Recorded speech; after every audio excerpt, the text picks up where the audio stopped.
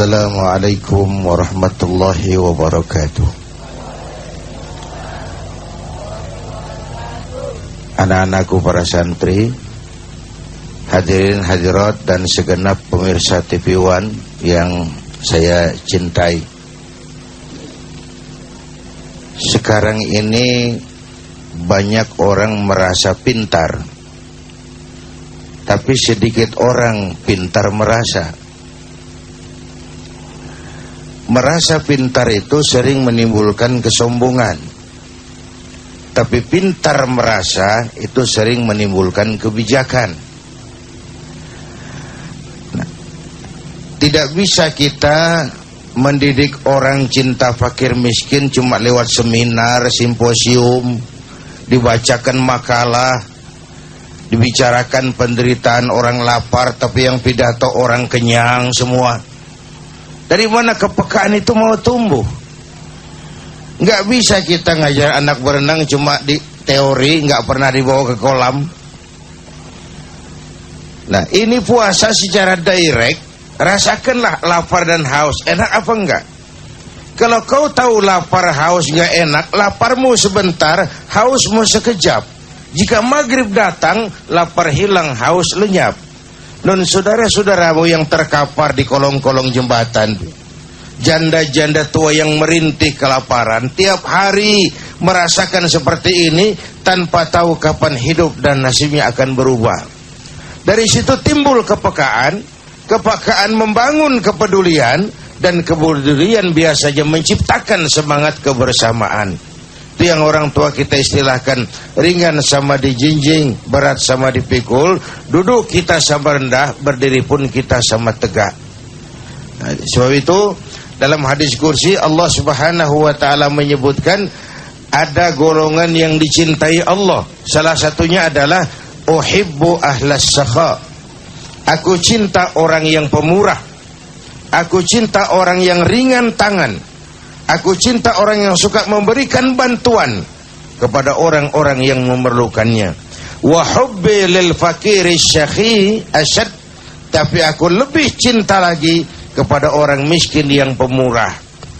Jadi kalau orang kaya sedekah 5.000, orang miskin sedekah 5.000, sama 5.000-nya Pak David, tapi lebih besar pahala si miskin tuh.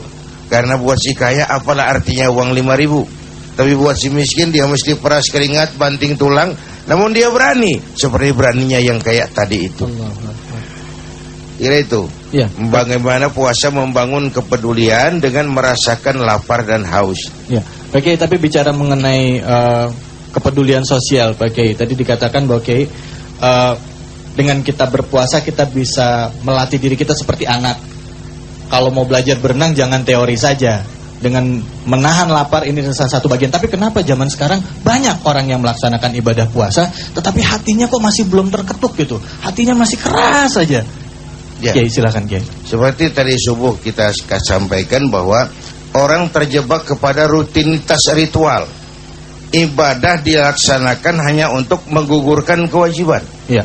Jadi dampaknya tidak membias pada pembentukan pribadi. Ya. Sehingga sholat rajin, maksiat tekun, sedekah mau tapi nyolongnya lebih gede. Ini ibadah tidak punya dampak dalam membentuk kepribadian. Ya. Dan akibatnya bukan salah ibadahnya, tapi salah di mananya, Kiai? Yang bersangkutan melaksanakan ibadah hanya dengan prinsip untuk melaksanakan sebuah kewajiban. Ya. Asal gugur kewajiban, selesai. Haji jadi mode, ya. Apa namanya, umroh jadi mode. Cuma sekedar tren aja. Akad nikah di depan Masjidil Haram, 2 bulan pulang cerai. Ini buat apa sampai ke Masjidil Haram kalau memang mau cerai?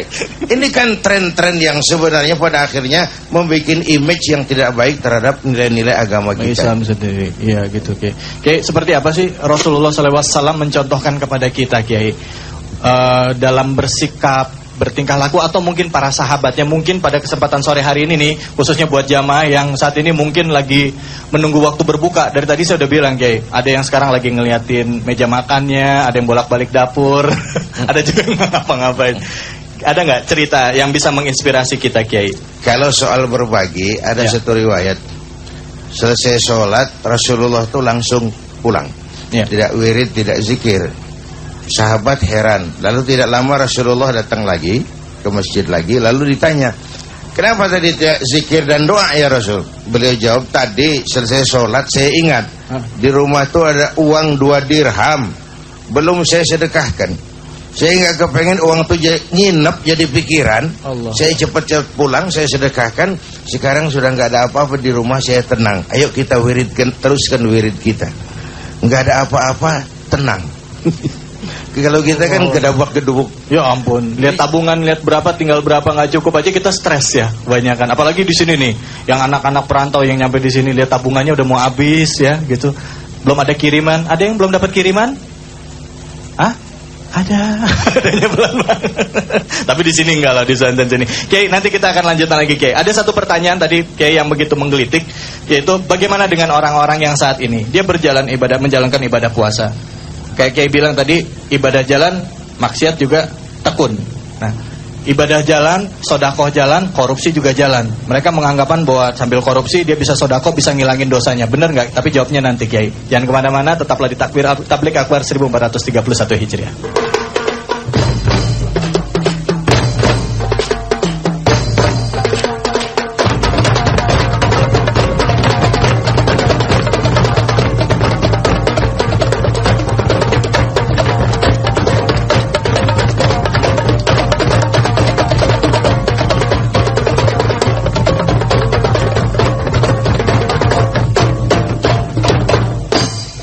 Alhamdulillah kita kembali lagi di Tablik Akbar 1431 Hijriah. Tentunya persembahan dari TV One. Buat Anda yang menantikan hadiah jangan khawatir. Nanti di akhir acara atau di penghujung acara ini kami akan bagi-bagikan hadiah yang merupakan persembahan dari Top One Oil Action Matic, uang senilai 1 juta rupiah setiap hari untuk pemirsa yang ada di rumah. Ya, tapi sebelumnya saya mau tanya dulu sama santri-santri yang ada di PP Darun Najah ini nih. Gimana semuanya? Masih semangat? Coba, kok semangatnya masih? Coba, masih semangat semuanya? Alhamdulillah. Kita takbir sama-sama. Allahu Akbar. Ya Allahu Akbar, ya Allahu Akbar. Coba, semangatnya mana yang laki-laki? Allahu Akbar. Allahu Akbar. Allahu Akbar. Alhamdulillah. Baik, kita akan lanjutkan lagi untuk mendengarkan tausiah dari guru kita yang sudah hadir bersama-sama kita, Kiai Haji Zainuddin MZ. Pada Kiai kami persilakan. Fadhol Kiai. Hadirin dan pemirsa TV One, pada mulanya Islam itu membebaskan manusia dari ras diskriminasi, mengikat manusia dalam persaudaraan akidah. Apapun orang datang, apapun warna, dari suku apapun ia dilahirkan, kalau akidahnya sama, itu adalah saudara kita. Kemudian dalam menjalin semangat persaudaraan, maka diajarkan soal kepedulian, kedermawanan, keinginan untuk menolong orang yang memerlukan pertolongan. Sehingga hadis kursi menyatakan, uhibbu ahlas sakha, aku cinta orang yang ringan tangan, enteng dalam memberikan pertolongan, enteng dalam membantu orang yang memerlukan bantuan. Malah satu riwayat menjelaskan, nanti itu di akhirat, udah ada yang pernah ke akhirat belum? Belum? Sama. Nanti itu di akhirat, di depan pintu surga itu ada yang bertengkar. Pertama, orang yang mati syahid. Yang kedua, orang yang hajinya mabrur. Yang ketiga, orang kaya yang pemurah.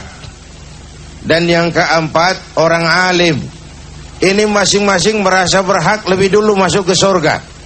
Bertengkar di depan pintu surga. Allah turun utus malaikat Jibril, coba adilin, kenapa mereka ribut di depan pintu surga?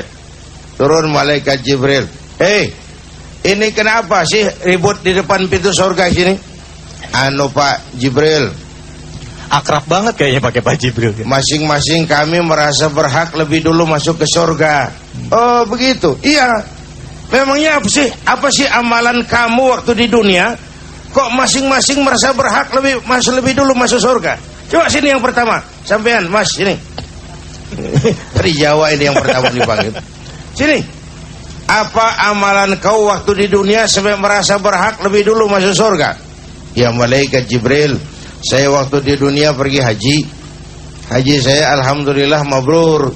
Katanya orang yang hajinya mabrur masuk surga lebih dulu. Kata siapa? Kata Kiai. Waktu pengajian saya diajarin begitu. Kalau begitu jangan mendahului orang yang memberitahu kamu dong. Yang ngasih tahu Kiai. Iya, udah Kiainya duluan. Kamu mundur. Yang kedua, Eno Jibril, saya itu waktu di dunia berjuang membela agama. Saya ikhlas karena Allah, saya mati syahid. Katanya orang mati syahid masuk surga lebih dulu. Kata siapa? Kata Kiai. Wah, ini sama. Mundur. Kamu yang ketiga, Jibril, saya waktu di dunia diberikan amanah berupa harta. Harta itu saya belanjakan di jalan Allah. Katanya orang kaya pemurah masuk surga lebih dulu dari yang lain. Kata siapa? Kata Kiai. Ini sumbernya jelas. Sumbernya sama semua. Kiai, silakan masuk lebih dulu. Nah, untung Kiainya Kiai tahu diri.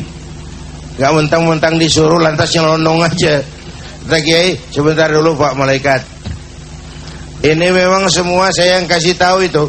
Yang mati syahid, yang haji mabrur, yang pemurah, saya sumbernya. Tapi saya ini kan bisa jadi kiai ini karena dulu ada orang kaya pemurah bangun pesantren, saya belajar di situ, dibeliin saya kitab, makanya saya bisa jadi kiai. Kalau masuk surga lebih dulu yang dari yang pemurah itu, rasa-rasanya nggak enak saya gara-gara dia bangun pondok tuh. Orang kaya pemurah. Jadi biar dia dulu masuk surga, saya ikut nyusul belakangan. Jadi walaupun kita bukan kiai itu ada harapan masuk surga lebih dulu dari kiai, itu maksudnya loh. Asal jadi orang yang pemurah. Ini udah jadi kiai enggak, pelitnya 17 setan. Pakai apa masuk surganya itu? Enggak ada pilihan. Enggak ada pilihan. Jadi bulan Ramadan ini kesempatan untuk berbagi, menimbulkan kepekaan. Masalah paling pokok di Indonesia kan kita masih bergelut dengan kemiskinan dan keterbelakangan. Yang padahal sebagai negara yang besar dan kaya, sudah tidak pantas Indonesia bicara soal kemiskinan. Sudah tidak pantas Indonesia bicara soal ketertinggalan. Mestinya kita nggak lagi bicara soal kemiskinan. Negara kita besar, sumber daya alam kita luar biasa, tapi masih berkutat saja di soal kemiskinan, soal keterbelakangan dan sebagainya dan sebagainya. Walaupun barangkali faktor salah urusnya jauh lebih besar ketimbang faktor kemiskinannya itu. Oleh karena itu dituntut kepedulian, dituntut keinginan berbagi, ada rasa bahagia membahagiakan orang lain. Sehingga pelaksanaan daripada ibadah puasa membuat bias dalam kehidupan, membangun manusia yang punya kepedulian sosial yang tinggi, punya empati. Sekali lagi, kepekaan menimbulkan kepedulian, kepedulian melahirkan semangat kebersamaan, dan kebersamaan itulah yang sangat kita perlukan sekarang ini. Sehingga berdua pasti lebih baik daripada sendiri, bertiga pasti lebih baik daripada berdua. Semakin banyak kita bergabung, semakin kuat kita untuk kemaslahatan umat di masa yang akan datang. Jadi itu, Bung David. Baik, Kiai. Tadi pertanyaan saya belum terjawab, Kiai, mengenai ada orang yang beranggapan bahwa sedekah itu kan bisa menghapuskan dosa, betul ya? Jadi karena dia tahu sedekah itu bisa menghapuskan dosa, jadi maksiatnya juga jalan terus, korupsinya jalan terus, juga nanti dengan dia bersedekah bisa menghilangkan dosa-dosanya. Nah, apakah itu betul, Kiai? Tapi nanti jawabnya Kiai ya. Baik pemirsa, kita akan lanjutkan lagi. Nanti kami juga akan berikan kesempatan kepada Anda ya untuk mendapatkan hadiah ya, persembahan dari Top One tentunya. Dan bagi Anda yang saat ini mungkin berada di Indonesia Timur ya, entah sekarang sudah berbuka atau siap-siap untuk berbuka puasa ya. Jadi jangan lupa setelah berbuka puasa lakukan langsung sholat maghrib ya. Jangan kemana-mana, kita akan lanjutkan lagi ya. Tetaplah di Tablik Akbar Ramadan 1431 Hijriah.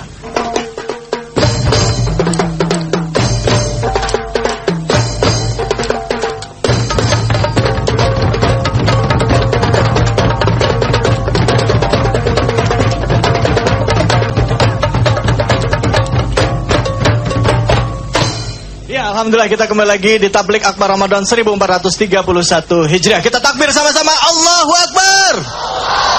Alhamdulillah, sengaja kami bertakbir tentunya membesarkan nama Allah, sekaligus juga buat Anda yang saat ini sedang menunggu waktu berbuka, kami ingatkan buat Anda yang belum menjalankan ibadah sholat asar, yang berada di Indonesia Tengah dan juga Indonesia Barat, ayo jalankan mumpung waktunya masih ada ya. Baik, kita akan lanjutkan lagi mendengarkan tausiah dari guru kita Kiai Haji Zainuddin M. Syad. Silakan Kiai, foto. Baik, hadirin dan pemirsa TV One.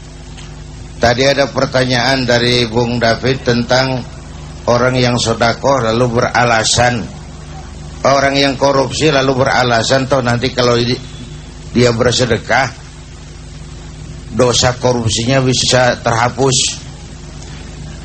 Memang ada hadis yang mengajarkan zakku amwalakum bizzakah, bersihkan hartamu dengan zakat.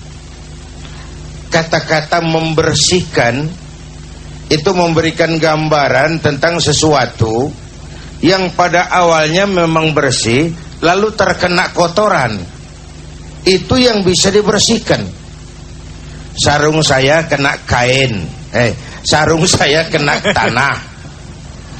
Iya, supaya kelihatan diperhatiin, nggak gitu aja. Sarung saya kena kotoran. Nah itu sarungnya yang bisa dibersihkan. Tapi kalau kotorannya sendiri kan nggak bisa dibersihkan. Memang kotoran. Jadi sesuatu yang didapat jelas dari yang haram tidak mungkin bisa dibersihkan dengan cara-cara membayar zakat dan lain sebagainya. Memang bendanya itu yang najis, yang kotor. Bagaimana mau dicuci? Kotoran nggak bisa dicuci. Yang bisa dicuci sarung yang kena kotoran. Tapi kalau kotorannya sendiri, ya nggak bisa dicuci dong, kotoran. Jadi kalimat zaku amwalakum bizakah, kalau harta kita bercampur dengan yang haram, bercampur dengan yang syubhat, bercampur dengan yang tidak baik, itu yang kita berharap dibersihkan oleh zakat. Tapi kalau memang mutlak dari tempat yang haram, mutlak hasil korupsi, mutlak hasil mencuri, ya bagaimana kotoran mau dibersihin? Nggak bisa ngebersihin kotoran itu. Habis ya Kiai. Habis. Nah, buat saya yang penting sebenarnya adalah bagaimana puasa membangun kepedulian sosial. Karena menurut saya masalah utama dari bangsa kita kan masih berkutat di soal kemiskinan. Walaupun sebenarnya sudah tidak pantas lagi Indonesia ngomong soal kemiskinan. Sudah tidak pantas lagi. Coba bayangkan, kita ini oleh Allah dikaruniai negara yang begini besar dan kaya. Besar dan kaya. Besar karena pulaunya saja 17.000 pulau. Itu belum termasuk Pulau Gadung dan Pulau Gebang. Tambah 2 kalau itu masuk.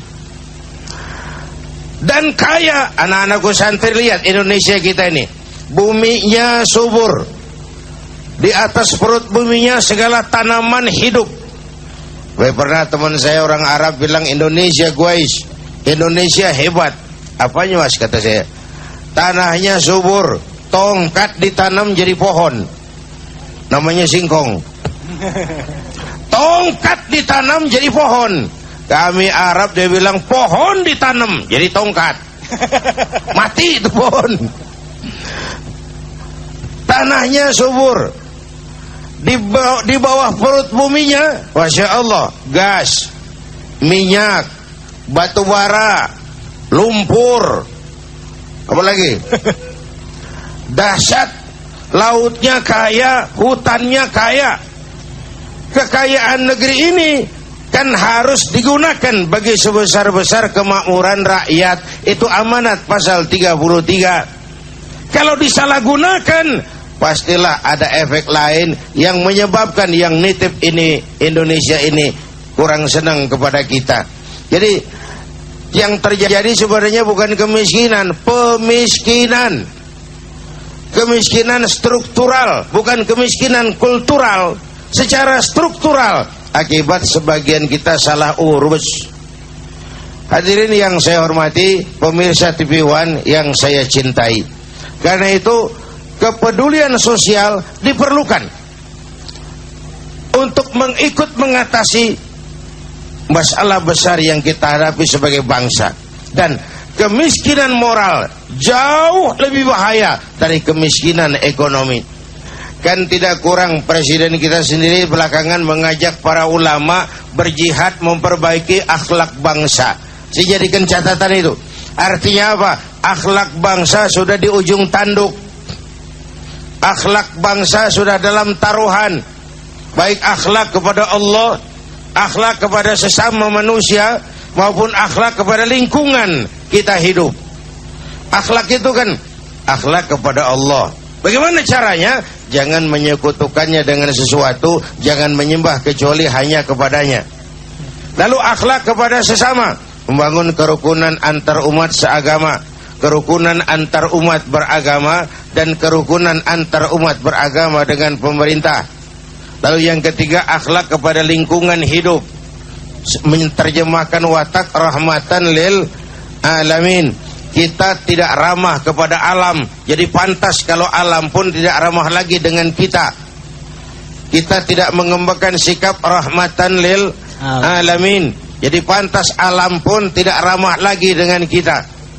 Saya merasa bahwa dengan membangkitkan kepedulian sosial di bulan suci Ramadan ini, semakin besar pengaruhnya dalam ikut membantu memecahkan masalah-masalah besar yang dihadapi bangsa, yaitu kemiskinan.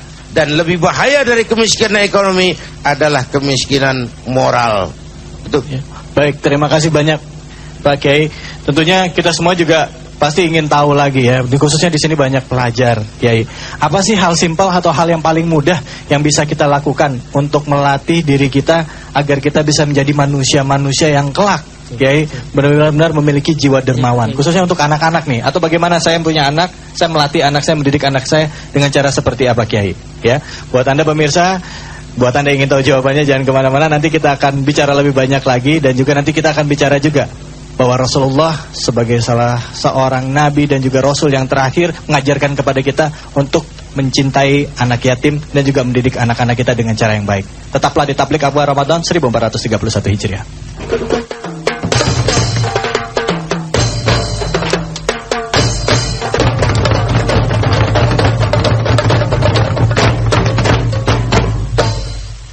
Ya, alhamdulillah rabbil alamin, kita kembali lagi di Tablik Akbar Ramadan 1431 Hijriah.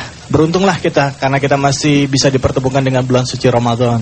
Karena pada saat tahun lalu kita meninggal bulan suci Ramadan, tentunya kita semua berharap kita bisa dipertemukan kembali. Dan pada saat kita dipertemukan kembali, ibarat kita dipertemukan dengan kekasih hati, manfaatkanlah kesempatan dengan sebaik-baiknya dengan berbuat amalan-amalan baik dan melakukan tentunya introspeksi diri kita agar Allah senantiasa memberikan ampunan kepada kita. Ya, baik. Pemirsa, kali ini saya akan bicara mengenai masa pendidikan.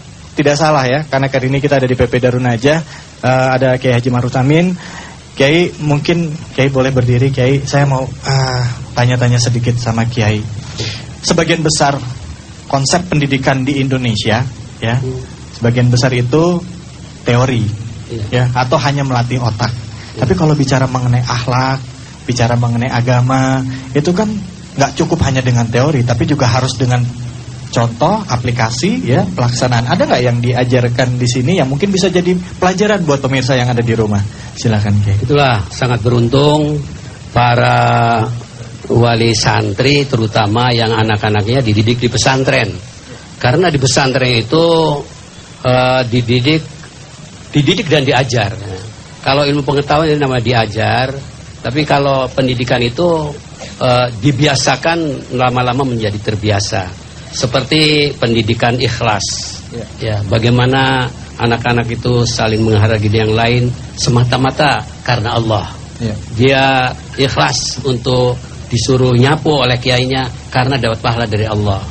Dan ikhlas inilah yang ditanamkan untuk santri-santri, juga kehidupan pendidikan takwa. Takwa itu kalau kita dekat dengan Allah, banyak berdoa, banyak ibadah, banyak melakukan nawafil sunnah-sunnahnya, Allah akan lebih dekat lagi pada kita. Sehingga Allah akan memberikan rahmat, memberikan ma'unah. Kalau para nabi-nabi diberikan mukjizat, ya, itu wali-wali berikan karomah. Nah, kita ini insya Allah dapat ma'unah, pertolongan dari Allah. Amin, gitu. Sehingga kehidupan di pesantren tidak boleh mendolimi dengan yang lain.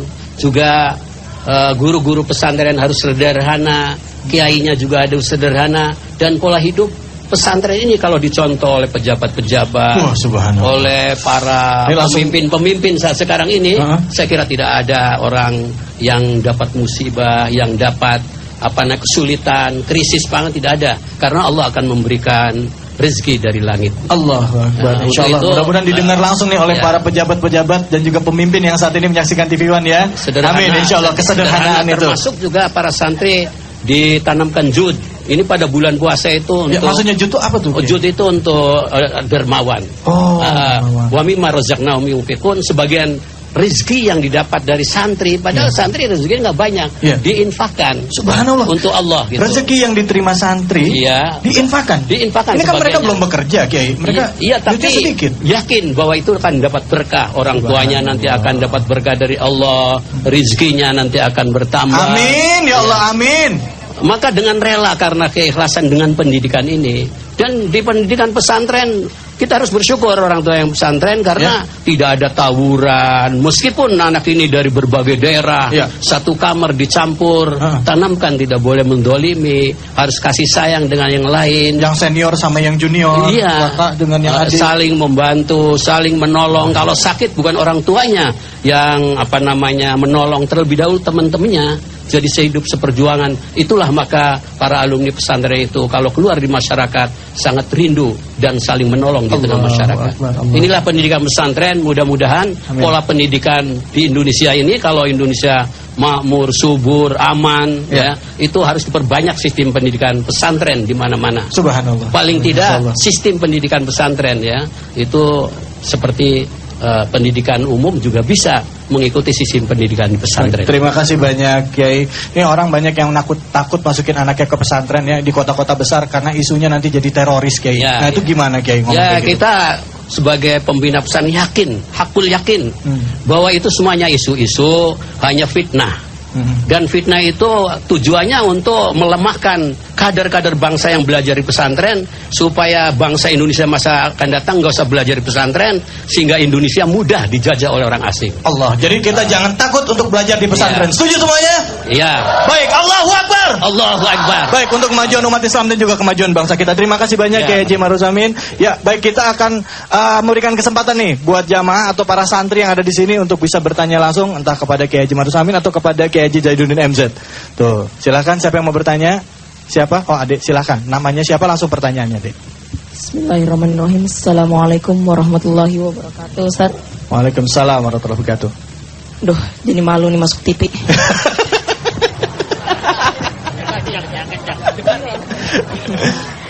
Sebentar, Dek. Ustaz Zainuddin. Dek, coba tarik nafas dulu. Ya, silakan pertanyaannya. Ustaz Zainuddin. Iya.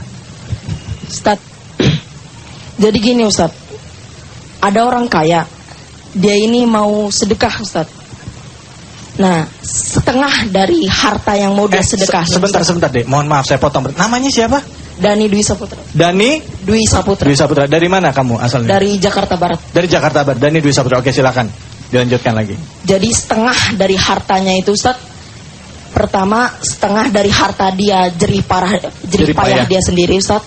Nah, setengahnya lagi itu, Ustaz, itu dari ini, Ustaz. Dari dia minjem kemana-mana. Nanti dia ganti. Itu boleh nggak, Ustaz, itu? Jadi ada orang kaya.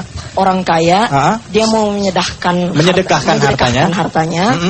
Setengah dari hartanya itu hasil minjem, Ustaz. Setengah dari hartanya hasil minjem. Nah, yang setengahnya lagi harta jerih payah dia sendiri. Oke, jadi boleh nggak harta yang hasil minjem itu disedekahkan juga ke orang? Iya. Gitu. Silakan. Silakan, Kiai. Iya, yang hasil minjem itu yang boleh disedekahkan adalah yang hasil jerih payahnya saja. Yang hasil dia minjem karena masih bersangkutan dengan hak orang lain, sebaiknya dia utamakan juga hak orang lain. Gitu. Iya. Gitu ya. Jadi ini dia harus lebih utamakan hak orang. Jadi minjemnya ini gimana? Dibayar dulu apa gimana? Iya, itu kan hakul adami, hak kemanusiaan yang harus diselesaikan. Oke. Nah kalau ada yang beranggapan gini Kiai, katanya kalau kita masih punya utang nih, maaf ya, saya pernah dengar kalau kita masih punya utang, bayar zakatnya belakangan, bayar utangnya dulu. Nah itu gimana Kiai kalau yang kayak gitu? Sama-sama kewajiban. Jadi mana yang lebih dulu Kiai? Lebih dulu bayar utang. Lebih dulu bayar utang. Wah kalau gitu saya bayar utang dulu deh Kiai sama Kiai. Ya baik. Ada lagi yang mau tanya? Silakan. Siapa? Silakan Wakti. Silakan. Bismillahirrahmanirrahim. Assalamualaikum warahmatullahi wabarakatuh. Waalaikumsalam warahmatullahi wabarakatuh. Namanya siapa? Langsung Ya, pertanyaan. nama saya Kodrina Sufi. Dari Bekasi. Dari Bekasi. Silakan. Yang ingin saya tanyakan, apakah yang dinamakan bersedekah itu hanya dengan berupa harta ataupun uang, ataupun dapat berupa kita berbagi ilmu dengan orang lain, Ya. ataupun dengan memberikan makanan kepada orang yang kelaparan? Apakah itu juga disebut dengan bersedekah? Ya. Apakah apa hukumnya dan apa pahalanya sama nilainya dengan yang sedekah berupa uang? Ya. Terima kasih. Wassalamualaikum warahmatullahi wabarakatuh. Waalaikumsalam warahmatullahi wabarakatuh. Biasa kalau pelajar pertanyaannya gitu, kalau nggak pakai uang bisa nggak yang lain ya? Karena kan belum cari uang. Silakan Kiai. Ya, saya kira bukan masalah pelajar saja, karena kemampuan tiap orang kan tidak berbeda-beda. sama. Ya. Berbeda-beda. Ya. Itu sebabnya Rasulullah mengajarkan siapa yang punya harta bersedekahlah dengan hartanya, yang punya ilmu bersedekahlah dengan ilmunya. Sehingga jawabannya adalah sedekah tidak hanya dalam bentuk harta, Ya. dalam bentuk tenaga, dalam bentuk ilmu, bahkan dalam bentuk senyum sekalipun. Itu minimalnya. Senyummu, tabassumuka fi wajhi akhika laka sedekah.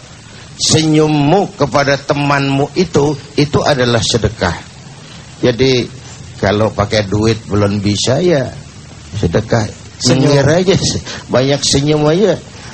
Udah sedekah. Iya, iya, iya. Jadi kalau misalnya pakai ilmu pengetahuan kita bagi-bagi ilmu gitu boleh ya? Boleh. Kiai? Boleh ya. Bantu apalagi kalau lagi ulangan. Enggak bercanda. Kiai, mungkin apa yang bisa kita simpulkan di kesempatan hari ini Kiai? Tapi sebelum disimpulkan tadi Kiai masih ada utang loh Kiai mengenai masalah anak yatim Kiai. Bisa dijelaskan sedikit sekaligus kita tolong diberikan kesimpulan di kesempatan kali ini. Silakan Kiai. Iya. Rasulullah bersabda, ana wa kafilul yatim kahataini yaumul qiyamah. Aku dan orang yang mau menanggung beban anak yatim seperti dua jari ini di akhirat. Jadi ada jaminan kalau di akhirat ingin dekat dengan Rasul, maka di dunia dekatlah dengan yatim. Yang dimaksud dengan dekat di sini adalah ana wa kafilul yatim. Kafil artinya menanggung beban. Apa itu dia? SPP-nya, makannya, pakaiannya dan sebagainya. Aku dan orang yang mau nanggung beban anak yatim seperti dua jari ini di akhirat nanti. Nah, seterusnya ada hadis, rumah yang paling disukai Allah adalah rumah yang di dalamnya ada yatim yang dihormati. Dan rumah yang paling dibenci Allah adalah rumah yang di dalamnya ada yatim yang disia-siakan. Ya. Itu sebuah bimbingan dari baginda Nabi. Karena itu di bulan ini siapa yang diberikan kelebihan rezeki oleh Allah, dekatlah dengan anak-anak yatim, bantu pendidikannya, paling kurang usap kepalanya penuh kasih sayang sebagai bagian dari rasa kecintaan kita kepada anak-anak yatim. Oke. Inilah pertemuan yang singkat ini. Mudah-mudahan kita diberikan kekuatan oleh Allah untuk berimam kepada Al-Quran, menjadikannya sebagai pedoman utama di dalam kehidupan kita. Terima kasih atas segala perhatian. Mohon maaf atas segala kekurangan. Usikum wa nafsi bitaqwallah. Wassalamualaikum warahmatullahi wabarakatuh.